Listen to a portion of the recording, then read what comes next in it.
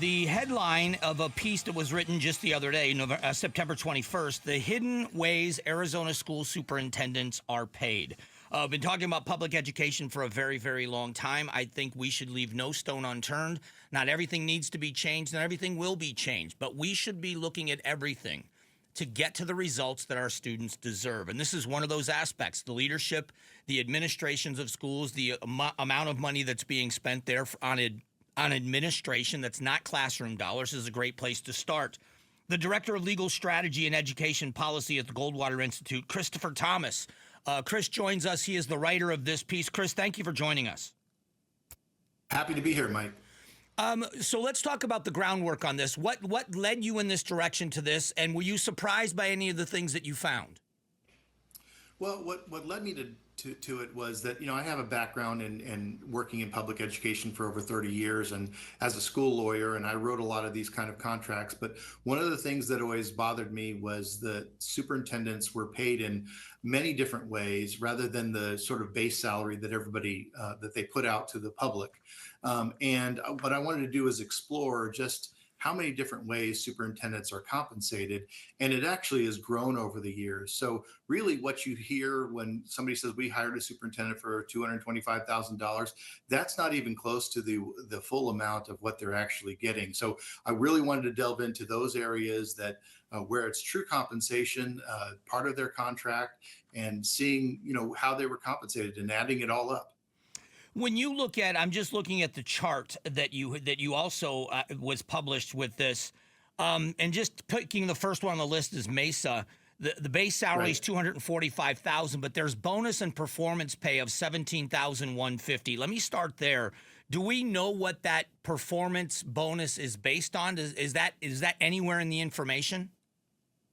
It's not in the contract, but the school board and the superintendent are supposed to sit down and come, to an agreement about what would be performance under that bonus system. And then at the end of that year, they're supposed to evaluate the superintendent and decide whether or not they've earned it. And then the next column, and I'm ignorant to this, and if you can fill us in, what is 403B or 457? Is that deferred compensation? That is, and what's interesting about that is that as school employees, they're part of the state retirement system, so that they, school superintendents get a state pension. That's the Arizona State Retirement System, ASRS. This is in addition to that. Essentially, it's like a 401k where the school district is putting money aside, additional compensation into an account that would grow with the stock market or however your 401k would grow. But what's interesting about that is this is in addition to that state pension, which is a guaranteed benefit. And we give an example in the paper about how, a superintendent making $225,000 after 30 years of service in the public school system might bring home a pension of around $155,000, $160,000 a year for life. That's a pretty good pension. That's a better retirement than just about anyone has. But in addition to that, as part of the contract, the superintendent gets this additional money put aside in an additional retirement account. So in this case in Mesa, that deferred compensation that you're talking about is $23,500, almost $2,000 per month that they are also adding on top of that.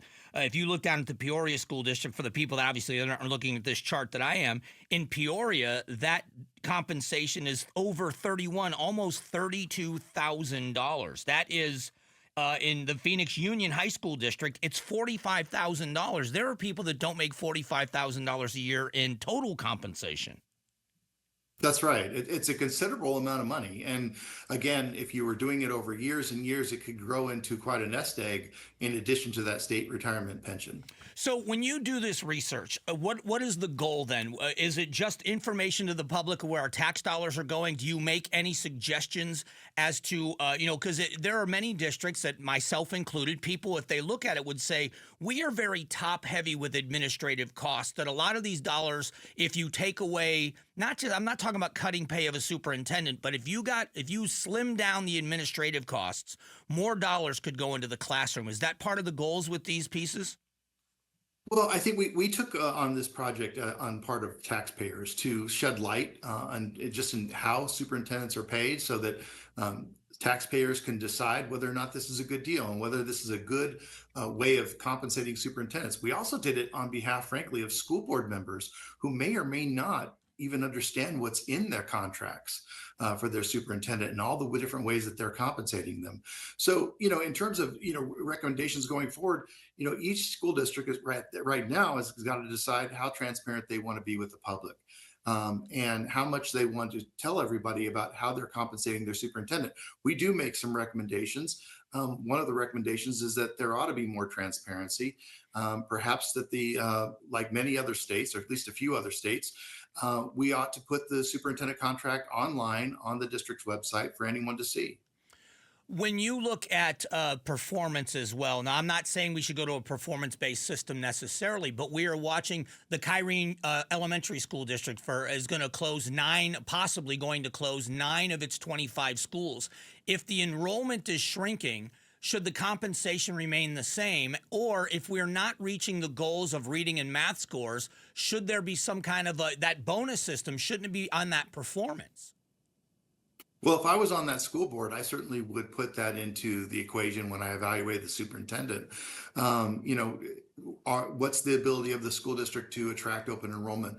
What's the ability of the school district to keep the students that are there? And that's part of it, honestly. We're all about competition at Goldwater. We're all about school choice, but public schools can be part of that system as well, as long as they embrace school choice. And they say, well, look, if students are leaving, they must be leaving for a reason. And perhaps we ought to be more competitive and put together programs that attract those students. So yes, in terms of performance, if I was a school board member, I would want that to be part of my superintendent's evaluation, the ability to attract and retain school students. I encourage people to read this piece. I think it's very informative. Can people go to your website if they want to read the piece?